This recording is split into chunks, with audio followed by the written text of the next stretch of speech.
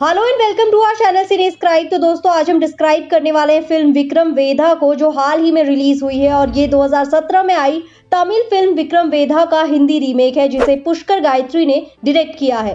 इस फिल्म के मेन किरदार है Hrithik Roshan as Vedha, Saif Ali Khan as Vikram, Radhika Apte as Vikram's wife lawyer Priya, Vedha's brother as Rohit Saraf. Film शुरू होती है राजा विक्रमादित्य की स्टोरी से, जिसमें विक्रम बेताल की जोड़ी की बात होती है। इस कहानी का मतलब आगे समझ आएगा। तो पुलिस किसी अड्डे पे छापा मारती है। अंदर ऑलरेडी होता है विक्रम, जो एक यूपी पुलिस ऑफिसर होता है। वहाँ गोलियां चलनी शुरू हो जाती हैं और अब उनमें से सिर्फ एक बचता है, शूटर मुन्नी, जो खुद को सरेंडर कर देता है और इंस्पेक्टर विक्रम गैंगस्टर वेदा के बारे में उससे पूछता है और उसे वहीं मार देता है। वहाँ सभी क्रिमिनल्स के एनकाउंटर हो जाते हैं और विक्रम कहानी बनाता है कि पुलिस ऑफिसर प्रभाकर को मारते हुए एनकाउंटर में राजा बाबू मारा गया और विक्रम प्रभाकर पर गोली मारता है और विक्रम ने सेल्फ डिफेंस में मुन्नी को मारा, क्योंकि क्रिमिनल्स की जान लेने का अधिकार पुलिस को नहीं होता है। लेकिन फिर भी अगर क्रिमिनल मरता है तो वो सेल्फ डिफेंस या एनकाउंटर में हो सकता है, इसीलिए विक्रम ये कहानी बनाता है। विक्रम की बीवी है प्रिया, जो कि एक लॉयर है। साथ ही ये लोग अभी 6 महीने पहले ही लखनऊ में शिफ्ट हुए हैं। सब पुलिस ऑफिसर रिश्वतखोरी की बात कर रहे होते हैं कि वेदा के बारे में टॉपिक उठता है, जिसे बेताल भी कहते हैं, और वो कितने बेरहमी से लोगों को मारता है कि सभी के अंदर उसका खौफ है। इधर वेदा के मिलने की फिर से खबर मिलती है, जिसके पीछे पूरी पुलिस फोर्स पड़ी होती है। विक्रम उसे ढूंढने जाता है, जहाँ विक्रम की मुलाकात मुन्नी के बेटे से होती है, पर उसका बेटा विक्रम पर हमला करता है क्योंकि विक्रम ने मुन्नी को मारा था, बट नहीं कर पाता क्योंकि बाकी पुलिस ऑफिसर्स उसे बचा लेते हैं और विक्रम उसे स्कूल भेजता है आगे की पढ़ाई के लिए, जिससे वो क्रिमिनल ना बन पाए।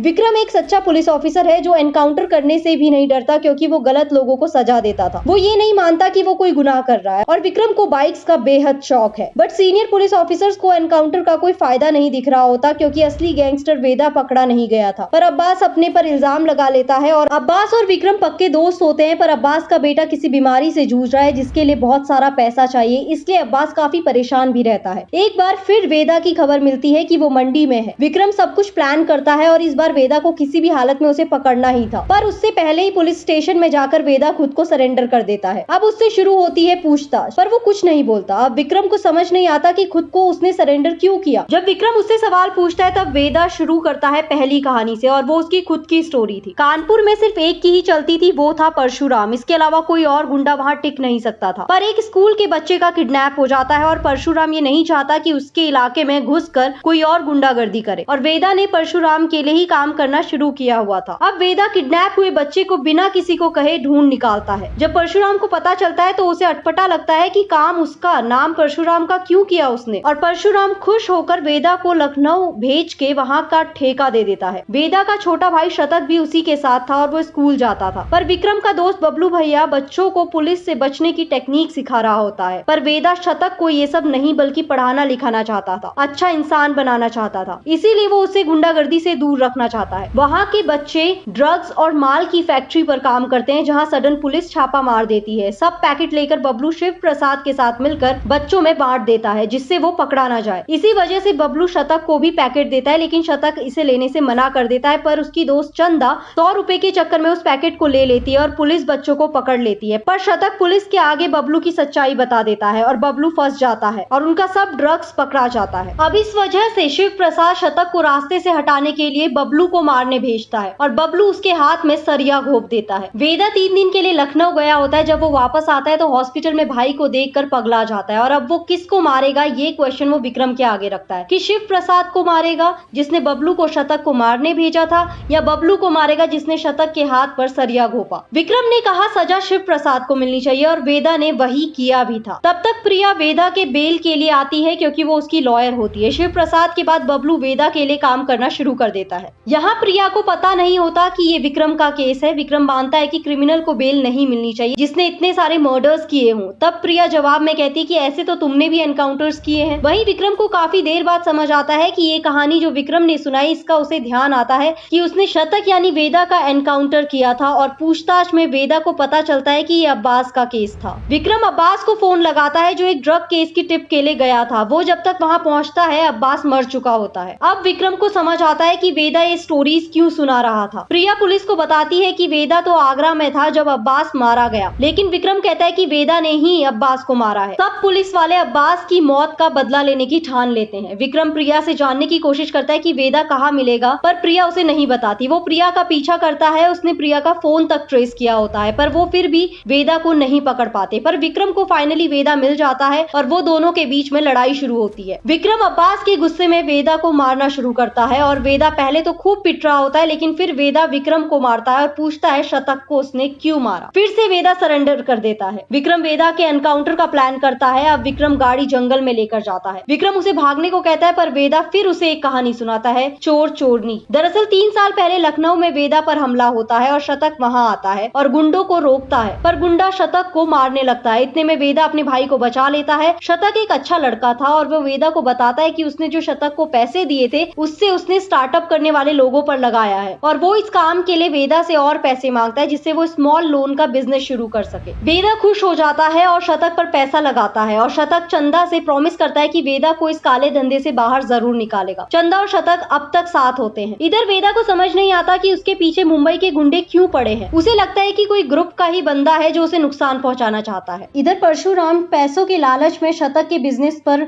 इन्वेस्टमेंट करता है। वहीं शतक को पता चलता है कि चंदा को किडनैप कर लिया गया है और इन्वेस्टमेंट का पैसा भी उड़ा के कोई ले गया। अब परशुराम वेदा से अपना लगाया हुआ पैसा मांगता है। वेदा को कुछ समझ नहीं आता। इधर चंदा शतक को कॉल करती है कि वो पैसा लेकर भागने वाली थी, पर वो शतक की वजह से नहीं भाग पाती और वो पैसा शतक को वापस कर देती है। वेदा परशुराम का पैसा वापस तो कर देता है, पर परशुराम अब अपना डर बनाने के लिए वेदा से चंदा को मारने को कहता है। अब विक्रम से वेदा पूछता है कि अब वेदा क्या चुनेगा, मर्यादा की मोह। विक्रम जवाब में शतक का साथ देने को कहता है और वेदा ने यही किया और वो चंदा शतक को मुंबई भेज देता है और बस वेदा परशुराम से दुश्मनी मोल लेता है। प्रिया को पता चल जाता है कि विक्रम ने उसका फोन टैप किया, वो उससे गुस्सा हो जाती है। इधर प्रिया वेदा का केस लड़ने से भी मना कर देती है। विक्रम बहुत परेशान होता है। विक्रम सोचता है कि शतक जब मुंबई गया तो शतक लखनऊ में क्या कर रहा था। विक्रम को पता चलता है कि चंदा को किडनैप किया गया था जहां अब्बास पहुंचा था और शतक एक दिन पहले ही लखनऊ आया था और उसने चंदा का पता लगाने के लिए मुन्नी के साथ एक मीटिंग रखी थी जिससे चंदा का पता लग सके। इससे पता लगा कि पुलिस वालों को जानकर वेदा के मिलने की झूठी खबर दी गई थी। अब विक्रम पप्पू को ढूंढता है जिसने पुलिस को वो शतक एनकाउंटर के बारे में बताया था। इधर विक्रम को कुछ पता चलता है और वो प्रिया से वेदा को मिलवाने की कहता है। वेदा ने ऑलरेडी प्रिया को बताया होता है कि विक्रम जब कंफ्यूज हो तब उसे कुलचा निहारी के बारे में बता देना। अब विक्रम वहीं जाता है कुलचा निहारी खाने जो कहानी में वेदा ने उसे बताया था। तब विक्रम वेदा को कॉल पर मिलता है जहां विक्रम को पता लगता है कि मुंबई गैंग को वेदा को मारने का टिप दिया था बबलू ने और पुलिस को शतक वाले एनकाउंटर की खबर देने वाला भी बबलू ही था और बस अब वेदा बबलू को मारने निकल पड़ता है। इधर विक्रम वेदा और बबलू दोनों को मारने निकल पड़ता है। दरअसल बबलू के अंदर बदले की आग थी। अब वेदा बबलू की कहानी सुनाता है, पर उससे पहले वो बबलू को मार डालता है। नेक्स्ट स्टोरी चोर पुलिस। 6 महीने पहले वेदा ने सरेआम मिथिलेश तिवारी को काट डाला था और वेदा शतक और चंदा से मिलने जाता है मुंबई और शतक अपने भाई की परशुराम से दुश्मनी पर परेशान होता है। वेदा एक एक करके परशुराम के आदमियों को खत्म कर रहा था उन्हीं के अड्डों पर जाकर, जिससे अब बबलू कुछ बड़ा प्लान करता है। वो एक एक करके वेदा के आदमियों को पुलिस के द्वारा एनकाउंटर में मरवा देता है। इधर विक्रम को पता चलता है कि बबलू और अब्बास मिले हुए होते हैं। बबलू अब्बास को पैसा देता है और वेदा के